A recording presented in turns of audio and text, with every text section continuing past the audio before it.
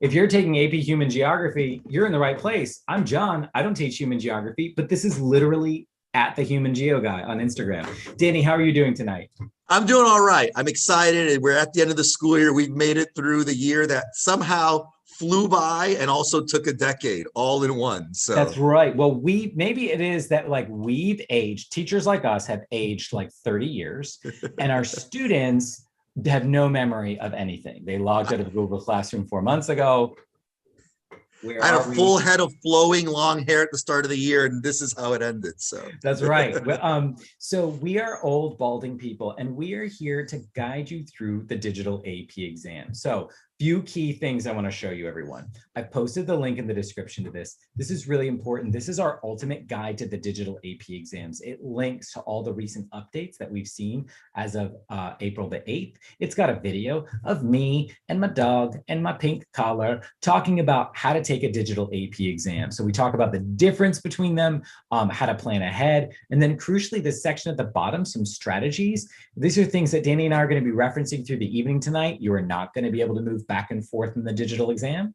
You can annotate in the software. We don't think that that's necessarily super helpful for AP Human Geography, but that is a tool that's there. You are going to be typing your free response answers. So if you write an ugly, nasty, chicken scratchy handwriting, that doesn't matter because everyone's submitting their answers in Times New Roman 12 inside the College Board software, and you're going to have to manage your time. This digital guide is available for you for free. It's in the chat. It's in the description, and I'll post it in the chat in just a minute.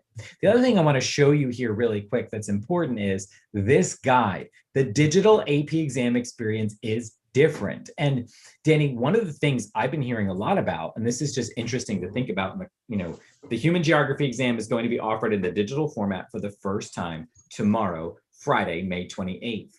No one's ever taken an AP Human Geography exam digitally in full-length form. You haven't, none of your students have, it'll be a mystery. So far, the tea leaves, if we're reading them, seem to indicate that the digital exams are asking harder questions than the paper and pencil exams. Why do you think that is? What is harder about a digital AP Human Geography exam from paper and pencil? well, it's the reason why I try to guide my students towards, if possible, doing the paper exam. The nature of a digital exam where you're at home, even in a lockdown browser, as you're fully aware, you could be on one device and then on another. They didn't want to give you anything that would be possibly something you could just Google search quickly and get an easy answer to. These are in-depth analytical answers that you're going to have to wrap your mind around. And I think there's going to be a big theme throughout, but which also leads me to, hey, some of you will be really tempted to have that phone and I'm going to look this up. Next thing you know, you spent 7 minutes attempting to figure out an answer to one multiple choice question, and it probably didn't even give you the answer anyway. So I'm strongly advising, as John is going to advise, to resist the temptation of, I'll just look up the answer on my phone. I think that would be a very bad call because of the nature of the questions. Yeah, and when you say nature of the questions, what you're also talking about is what we call stimulus-based questions, where like, here is this graph. It is going to stimulate hopefully whatever neurons are left after this year in Not your many. brain to think. And so in some respects, there's aspects of this that are make it already an open book, open note test. Officially, the exam is not open book, open note, but while you're scrambling around on Reddit or Discord or the deep, dark corners of the internet, talking to other ninth graders about what's on this exam, you're missing the chance to look at the map of the thing you've already studied. It's really important to trust yourself. And one thing I want to show you all real quick too, but this is something, Danny, we've talked about before on this channel. We have a study guide pack for you that is a really useful tool. If it is, especially for all my West Coast people here, if it is early in the night, if it is 6 p.m. your time, this is a chance to focus on what this exam is. This exam does not cover every single thing that you necessarily covered in your class. It does not cover every word that you could possibly know. This is a 24-page guide. It's on the free study guides page at Marco Learning. I've got the link in the description, but that's another thing to remember here as well. Danny, on tomorrow's test, I don't need to know every word in my textbook. I don't need to cram everything. What did you tell your students the night before their AP Human Geography exam? What I told them the night before, well, first off, like you said, for the kids on the West Coast, you have a few more hours to work with. But if you don't know it by 10 o'clock, you don't know it. You don't know it. At that point, get yourself a good night's rest and wake up in the morning. And there's a couple of things that I'm going to say at the end. They're just like, these are things you can do day of that would help you without overloading your brain and you're short circuiting and you're trying to memorize all 500 vocab terms, for an hour later. That's not going to be good for you. If anything, like it's going to just overwhelm you and make you like possibly curl up in the fetal position and not want to take the exam. More than anything, stick to the big picture. Think about what you can connect the concept to, because you're going to see a word and be like, I went over 500 words on Quizlet and I never heard of this term. My teacher, didn't show me this, or I never saw My this. My teacher betrayed me. Yes. I am telling you, they ask questions in a way that will be like, I don't know what this is. I've never heard of this. When that happens, connect it to what you do know. Because if it sounds like something, it's probably connected to that. That's like one of the big things in HumanGeo that drives me crazy. The same concept can have 4 different names. So just make sure that you can connect it to something you are familiar with and answer the question if it's that. Because you are going to get things that make you think you did not take this class. Like you did not just spend the last 10 months getting ready for this course. But the key is to not be overwhelmed by the things you don't. And I say it all the time. That's a life lesson. Focus on what you know. Don't have a meltdown about what you don't know. If you come across something you don't know, connect to something you do know, or just move on with life. That's great advice. And in fact, one thing I'm just going to flash up here real quick, and this is something we can take a look at later, is the 2021 paper and pencil AP Human Geography exam. This has been released by the College Board. This is set 1. They've released 2 sets, it looks like. And one thing, like, this is a great example, Danny, of what you're talking about. Oh, I was never taught the Association of Southeast Asian Nations. My teacher betrayed me. The parents are against me. I'm a victim. I'm Gen Z. Like, chill.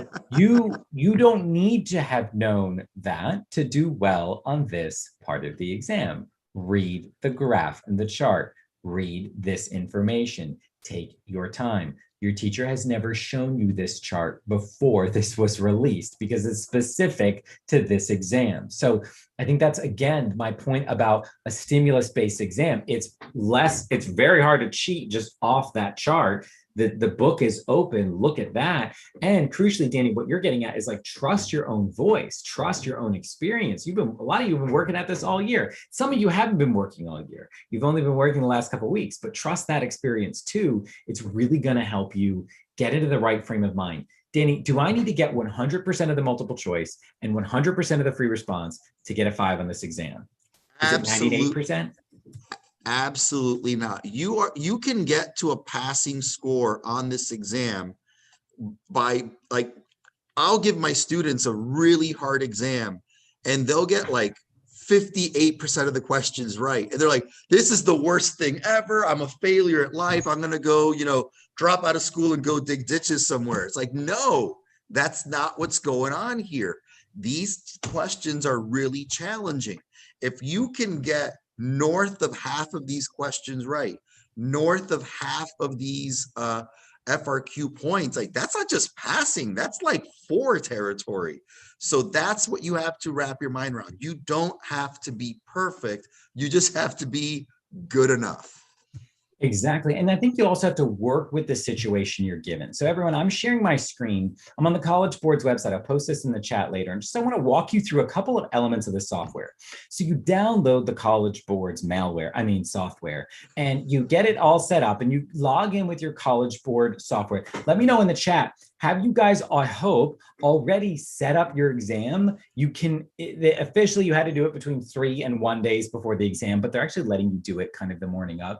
We say do it tonight. If you have not, let me know. Have you found your login and your password and logged in and seen the practice? Get everything situated for this exam. You complete the exam setup. You swear that you shall never, ever cheat or you'll be thrown in jail for 1,000 years. Then it's going to put you in lockdown mode. It's going to block you, as it shows here, like no bad Spotify, no chatting with your dumb friends who are giving you bad advice, no shopping on Amazon in the middle of your AP exam. Stop it, right? You're going to be locked into a mode. It's not the lockdown browser, but it does trap your computer, right? Remember, and there's a few other features of this that are really interesting. Well, here, this isn't interesting, but remember the directions are always the same. So in the practice software, you can go through those directions, get comfortable with the information you have. There is a timer. The timer is something that you can hide, except when you get to 5 minutes and it appears in blood red in the middle of the screen. You cannot hide it. Impending doom. That will be available, like blinking. And some people, Danny, I posted on the Marco Learning TikTok page, I was like, hey, what was it like to take a digital exam? People are like, bro, the timer. It's part of that psychological game of adjusting to the exam. Now, here's an animation, everyone, of the annotation tool. We are not recommending that you try to figure this out in the middle of the exam. Forget this. This is for like AP English students if they want it. That's over. You're taking the digital AP Human Geography exam. You don't necessarily need this for your purposes. Here's AP Physics reference. That's a much harder exam, probably. One thing I like, Danny, is if I've got that map of Southeast Asia or I've got that chart, I can expand that part out. I can zoom in or out. So there's a little bit of interactivity with the software that leaves you not as trapped, which is a good thing. Remember that the help section, the direction section is always the same. So just trust that as you're going through and study it tonight if you haven't already. Here's multiple choice. Your stimulus or your information will be on the left. Your content will be on the right. If you're getting a content only question, it'll just be in the middle of the screen. But you cannot preview question sets. You also cannot go back and forth at all. Once you submit that question, the College Board will scare you with this reminder. You cannot go back. Danny, what have you been hearing about the digital exam and the sort of not going back thing? People have been talking about it a lot online.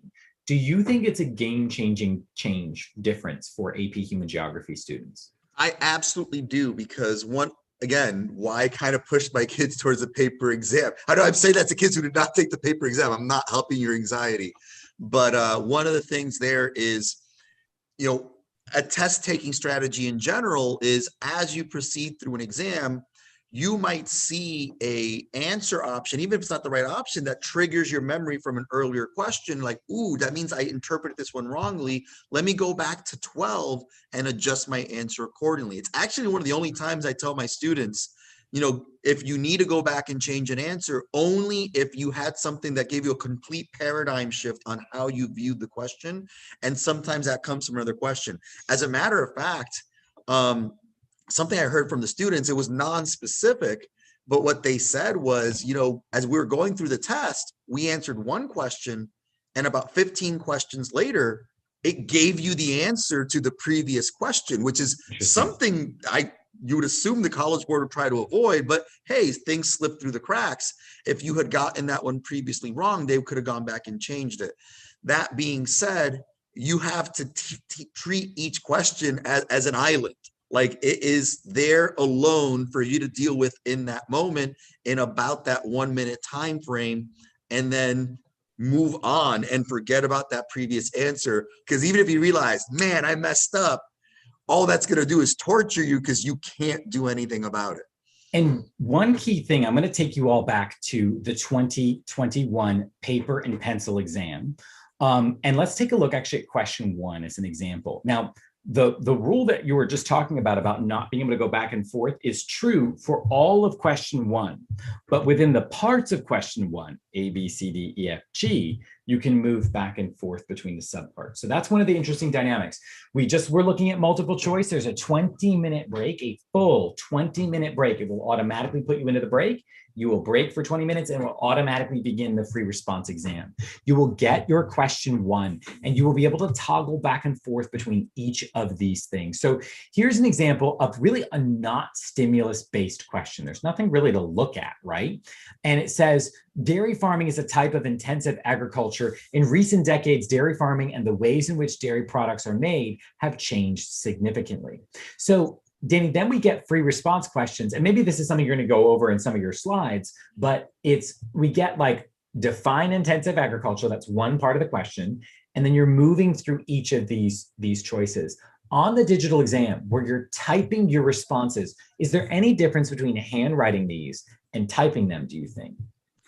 I would say the length of the answer is going to be the same. What I'm actually questioning is whether or not define or identify are even going to be on the digital exam, because again, those are things you can just look up.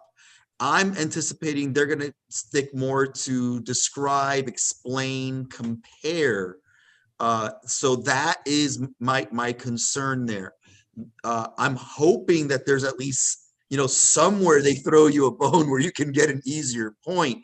But for my money, you're gonna have to write more in comparison to what you see here, because for define intensive agriculture, you could just say agriculture that happens, in a smaller space that tends to be much more labor intensive, write a sentence, move on. I don't think you're going to have that on the exam. That's going to be something that you could just too easily look up. So it might be something more like, like describe the role of labor in intensive agriculture. And that might be the workaround to where it's still pretty close to the definition, but you're going to have to expand your answer. That's something that I heavily emphasize, when it comes to the action verbs. If you see describe, explain, compare, you got to write minimum 3 sentences, pushing to a fully developed paragraph. In contrast, if you see define or identify, you can stick to about a sentence and just move on. But I'm not anticipating that there's going to be, I hope I'm wrong, but I don't anticipate there's going to be define or identify tomorrow. Yeah, and that's a really important distinction here. What kinds of tweaks will we see? So Danny, I'm going to let you share your screen and walk us through some of the guidelines we have for this digital AP exam. I want to encourage you guys, if you're enjoying this video, press that like button. Let us know what questions you've got, and Danny and I will answer them for you. All right, perfect. Thanks, John. Let me share my screen with you and pull up the PowerPoint that I've been working on. And I also just want to say to you, as it relates to understanding the nature of the digital exam, it is a different format. It is going to be more challenging, but I can't tell you I know for a fact this is true, but I believe this has to be true just for the sake of being fair, is the idea that I don't think you're going to be scored on the same point scale as the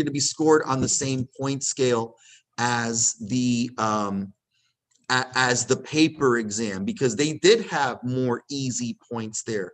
So one of the things that I really wanted to emphasize to you is, again, if you got to be just around half the points to get a good score on the HumanGeo exam, it might be even lower on tomorrow's exam, because they might make those cut scores significantly lower. So I'm not trying to scare you off for tomorrow. I'm just telling you it's going to be, I believe it's going to have to be scored differently in order to be a fair assessment, because you're not taking the same exam as the kids on the paper exam that are going to have identify and define and basic vocab questions. Not a lot of them, but just a few like gimme points there. All right, let me continue on. We already went over this, so I'll just quickly, the difference in the digital exam, you're not going to skip back and forth. You can't annotate, you're not going to need to. Also, timing, just, hey, the time the exam is happening. The exam is happening tomorrow at noon Eastern time. Kids on the West Coast, that's 9 a.m. for you. I tutor a kid out of San Francisco. He's thinking about having breakfast before the exam.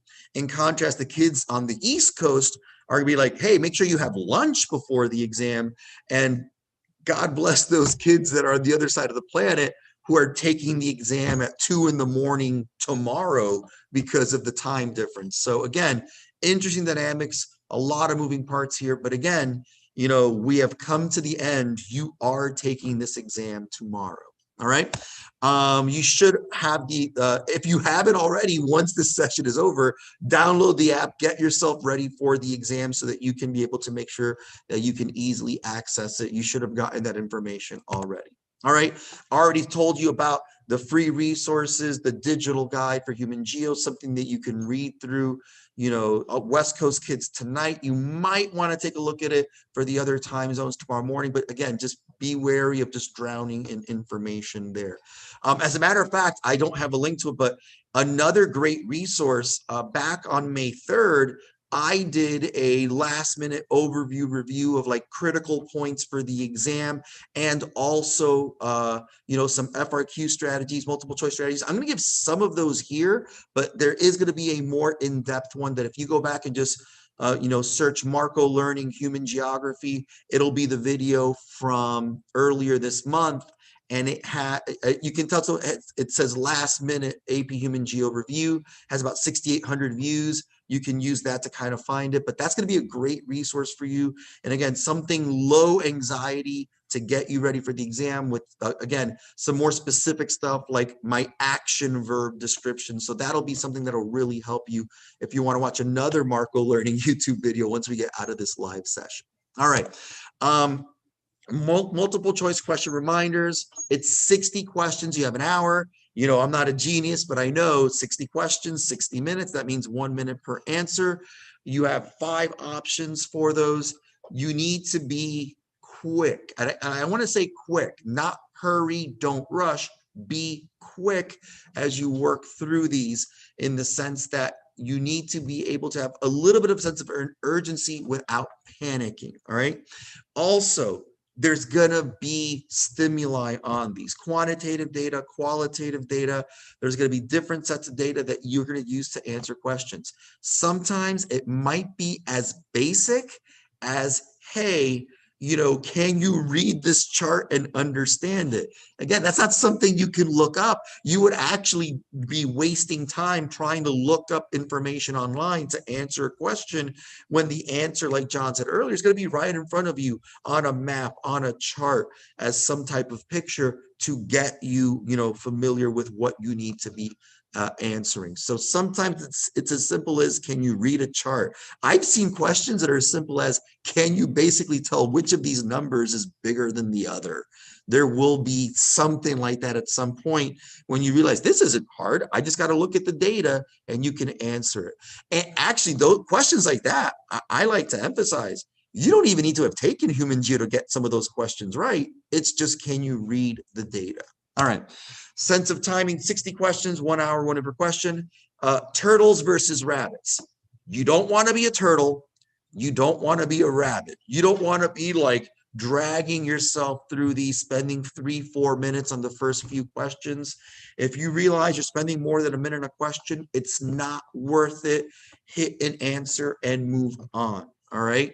Also, there is no bonus for being the first kid done. As a matter of fact, a lot of you are taking it at your house, at your desk, at your dining room table. You're not gaining anything by being the first one. You don't even get to impress anybody. You're like, I was the first one done. What's up, yo? No, like there's nobody to impress.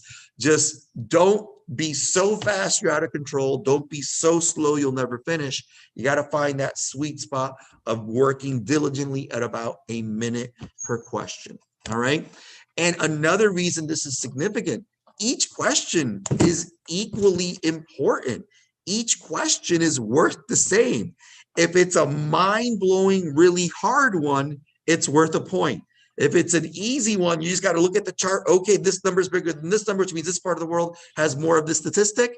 That's a point too. Don't wrap yourself up. Don't go into like this abyss, like you're like falling into like the empty space because you are because you can't figure out one question. Pick an answer, move on to a question you can figure out, because you cannot skip it. You cannot come back to it later. And that is a huge differentiation between the paper exam and digital exam. Pick your answer, trust that you're right, or hope that you got lucky. Sometimes in life, it's better to be lucky than good, and move on to the next question. All right. How to attack each question. This is going to sound like the most obvious thing, but I can't emphasize enough. Read the question. Read the question. All right. A lot of kids fall into the trap. You start reading the question, you see a buzzword, you're like, oh, I know what they're looking for, and you jump right to it. You see what they're looking for. It's option A or B, and you just got taken by the distractor. I'll get into more into the distractor later, but make sure you read the question thoroughly. You look at each option. That's my next thing. Read each answer option. Make sure that you are not just seeing that, oh, A is the answer and you pick it, because remember, you might not realize that you're picking the trap answer that's designed to look like it's good and is usually one of the early options. So read the question, read each answer option. A trick that I've learned from one of my colleagues in order to try to avoid the distractor is to read the options backwards. Our instinct is to read A through E. He said, hey, tell your kids go E through A, and it's a really good strategy because that means you're less likely to fall for a trap answer that's like right there at the beginning of A or B. All right. And then after you've read the question again, ask yourself, and here is critical phrasing, what is this question actually asking you? Sometimes it's as simple as, hey, which of these is bigger? What country on the map is this? And you realize, wow, like this was pretty easy. And here's an example of a question that you could see. Which of the following is a push factor? And push factors, things that make people leave a place. Pull factors, things that draw people into a place. And you realize, basically, if it's making you leave a place, move away from a location, it's essentially just asking you, which of these is a bad thing? And it can be as simple as that. Which of these is a bad thing? Which of these is a push factor is what it's actually asking. So then sometimes it might just be asking, which of these is the biggest? Which of these is the smallest? And you can figure that out. All right, continuing, beware the distractor, the phrasing, choose the best answer. That means you might be in a situation where you have multiple right answers, but how can there be multiple right answers? Because one answer's right and one answer is kind of right. And it's something I'm going to reference again in a minute. I call it the curse of the small kid, not the small kid, the curse of the smart kid. You tend to overthink things. And when you overthink things, you can talk yourself into an answer that is not what you really want. You're talking yourself into an answer that is a trap. Think of the line from Star Wars. It's a trap. All right. Yes, that's what you need to remember. They're going to try to intentionally get you to answer something incorrectly. All right. They're not going to be able to charge $90-something for a test if everybody passes it. Because once everybody passes it, it becomes invalid, and you're not going to be able to get the you're not going to get the points for, they're not going to be able to give you college credit if everybody passes the exam, is what I'm getting at. All right. Continuing from there, easy mistakes to make is ignoring the stimulus, not realizing they've given you data. It's there for a reason. Use it. That's a big theme of this session right now. If for FRQ, for multiple choice, it's there. Use it. It's there to help you understand this. Also, back to the curse of the smart kid, talking yourself into an answer. If you're the kid who can remember every little detail, and you remember, well, at once a year on like the 27th of May, if you look at the sky just right, then the answer is C, but most of the time it's B. Don't talk yourself into C. Keep it to B. That is the right answer. Don't be so smart that you make a dumb mistake by overthinking.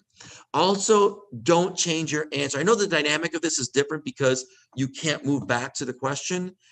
Don't change an answer while you're still on the screen because, like, you know, I'm like 90% sure it's B, but oh my God, no, C, and you move on.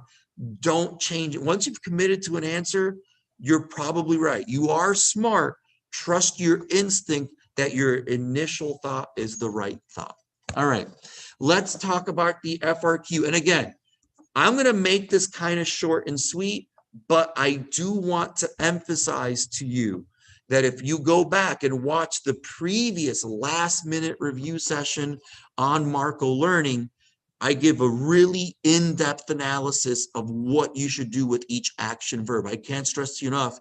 It's kind of a low-stress way to continue to get yourself ready for the exam tonight. So once we finish this YouTube Live, go back and check out that other video from May 3rd, because ultimately the action verb strategy doesn't change. All right. So I would suggest you go back and look at those again too. So again, once you're done with this Marco Learning video, go back to the previous Marco Learning video. It'll really help you out.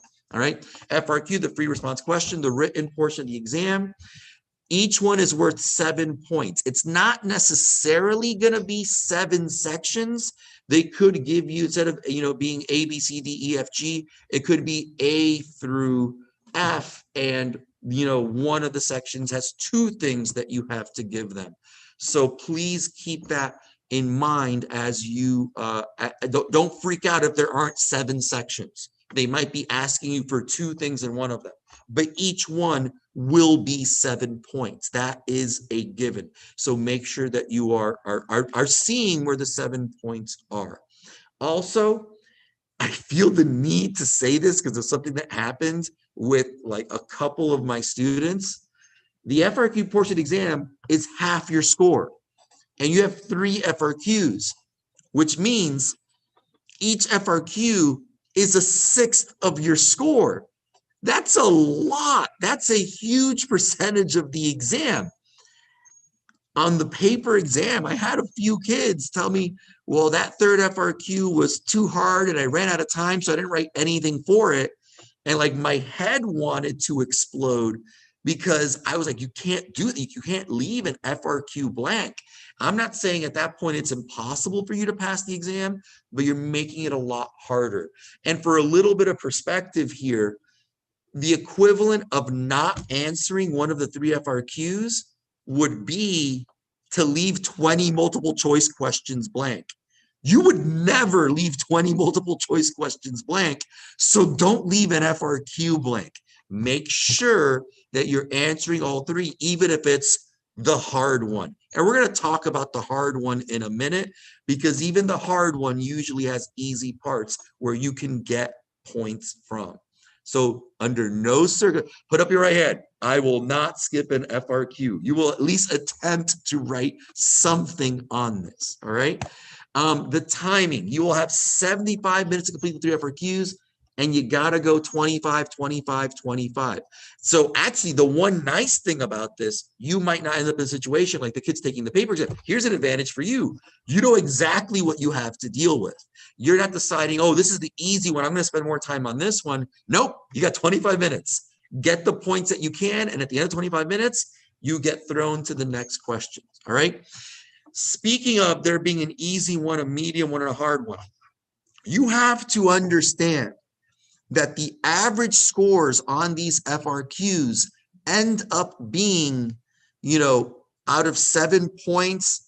An easier one might have, anywhere from about 3.5 to 4 points. A medium one might have about 3 points.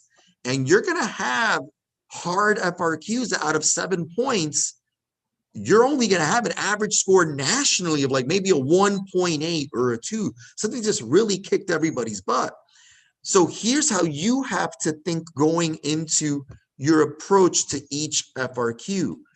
Get as many points as you can from the easy one. If you're an FRQ and you're like, I feel like I'm really comfortable with this topic, then by all means, go for it. Try to get as many points as you can out of that one. Because right now, if you feel really good about one of the FRQs and you think it's the easy one, and you can get a great score, like 5 out of 7, I mean, that's it. You're working with house money at that point. At that point, you have wiggle room where if the hard one kicks your butt and you can only get a point or 2 out of it, you're still in a great position to pass, and maybe even pass with a higher score like a 4. All right. So get as many points you can from the easy one. Get points from the medium one. That might mean, hey, if I can get to 3 points here, I'm sitting pretty. And then the final one, anything you get from the hard one is a win. because the one that all my students thought was the hard one, a couple of days later when we went over it, I'm like, hey, look at this and look at this. I'm like, wow, that was easy. Yeah. And that's 2 points. And I would bet money that the average score on that one is going to be like 2.2 or something like that. So you realize, hey, if there were 2 easy points and the average is about 2.2 and the average kid passes the exam, there you go. And any additional points you can get on the hard one, again, is a great bonus that pushes you to position of, hey, I'm pushing for a 4, I'm pushing for a 5, because I got 4 out of 7 points on the hard one when everybody else only got like 2.2 points. So again, FRQ timing, it's got to be 25 minutes, but remember, there's going to be an easy one. Get the point, squeeze as many points as you can out of that one. The next one, the medium one, if you can get a good 3 to 4 points on that one, you're in a strong position. And anything you get from the hard one is going to put you in a good position for a big win. All right. Easy mistakes to make on the FRQ. Answers that are too short. I can't tell you how many times when I'm reading an FRQ, I'm like, oh my God, this kid clearly knows what they're talking about, but they're trying to drop the mic, answered it like in one sentence, and they don't show enough depth of understanding to earn the point. Another thing that drives me crazy, I'll read some of these FRQs like, man, this kid just wrote a great breakdown of this. Unfortunately, it's not what they wanted. They answered something other than the prompt. Well written, sounds great, but the kid didn't answer the question. The kid answered something completely different. Also, not labeling sections of the FRQ, that is not an issue. I should have gotten rid of that. My apologies. Because on the digital exam, you answer A, B, C, D, E, F, and G separately. You can go back and forth between them. You don't have to answer them in the order A through G. You can answer them backwards. But again, it's going to be laid there for you each section. Another problem is not finishing your thought. This is kind of goes in line with dropping the mic and wrapping up too quickly. When in doubt, try to use the word because. Blank happens because, and then support the answer. All right. Another one that is a big trap is not referencing the stimulus. They have given it to you for a reason. Use it. Use the data. Connect to the math. Look at the picture. It's not there to be pretty. It's there to help you understand what you're trying to write about. All right. Final thoughts, things for tomorrow. Don't cram content. That's not going to be good for you. Don't do that. One thing I like to do, and I'll do this with my students, is an easy reminder is the visuals out of the textbook. Because a lot of you are visual learners. And if you look at, oh yeah, this map shows, the rich part of the world versus the poor part of the world, the core, the periphery, and the semi-periphery too. Just going through some of these visuals, because a lot of these visuals will then turn around and pop up almost exactly on the exam itself. Also, for the East Coast kids, have lunch before the exam, but avoid sugar. You don't want to have the big crash and burn. For the kids on the West Coast, make sure you have a nice hearty breakfast. I'd also suggest having a snack in between sessions, maybe a protein bar, something like that. Again, you don't want something heavy that's going to make you fall asleep. You're going to want something to kind of just like give you a little bit of boost without giving you the peak that then crashes back down. Like avoid candy. You don't need candy in your life tomorrow. You don't need it. Also, cheating, I wanted to say it one more time, not worth it. It's going to be a time waster. You're going to go down the rabbit hole of trying to find answers. And sometimes that answer, like John said earlier, is going to be right in front of you in the stimuli. So don't do it. Don't cheat. Not worth it, particularly with how I think the scores are going to be for the digital exam.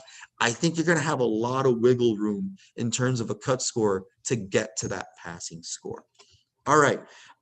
Remember, check out our free study guides if you want something to look over in tonight. The West Coast kids, maybe glance through in the morning for some of the visuals.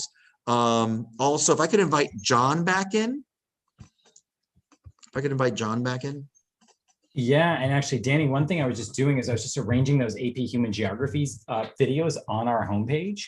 So one thing I'll do is real quick, I'll just grab this and show you guys. We've got a playlist on our page for AP Human Geography. I've moved it right up to the top, and that is available for all of you. So let me take you to our channel, the one that you're on right now. I encourage you, if you like this video, press that like button, subscribe to our channel, and check out the playlist. If it is, especially if it's for you on the West Coast, you do have a little bit of time.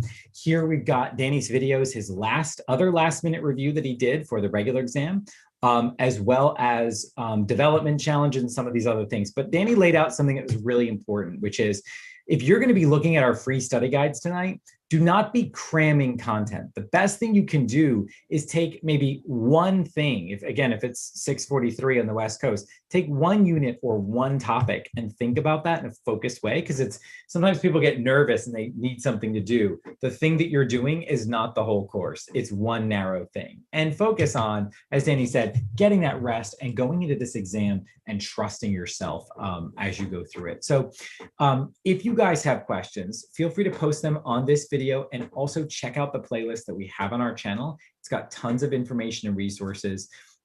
Any other, and let me just make sure, yeah, people can see us. Any other questions or any other comments, Danny, as we wrap up tonight? I'm just going to emphasize to them, you're ready for the exam. Whatever you've done to get you to this point is going to be how prepared you are for the exam. Don't overwhelm yourself. Trust that, your teachers put you in a position to be successful. Trust that the extra support you've gotten from, Marco Learning will help you put you over the top. Trust that, you are capable, that you are not gonna, have a meltdown because there's a question you don't know, because there's gonna be a question you don't know. So focus on the things that you know. Focus on being able to be successful, getting those easier points, and not, falling into the abyss when you come to, question 7 and it's something you think you've never heard of. So also, I want to say one more thing. I know I'm talking to a 9th grade crowd here, and that a lot of them are in this first AP exam. Look, every year, more than half the kids who take this exam pass. All right. And it's mostly 9th graders. Like, you're in a position to be successful. Trust that you're here to be successful. Also, little shameless promotion, Marco Learning, for all your future AP classes, has lots of topics for your future years in high school as well. So one other thing I'll say as we wrap up too is, if you haven't yet, go to Instagram and follow @HumanGeo Guy. There he is. He's got the whole world in his hands, and you can reach out to Danny there. Comment on his videos. He's posted some fun reviews there. @HumanGeo Guy is, I'm sure, where people will be talking about how tomorrow online. Remember, on the exam, after the exam, you cannot go online and reveal information about the content of the exam, but you can certainly complain generically. That was stressful. But again, have a great day, everyone. Best of luck to you on the exam tomorrow, and be in touch with us @Marco Learning and @HumanGeo.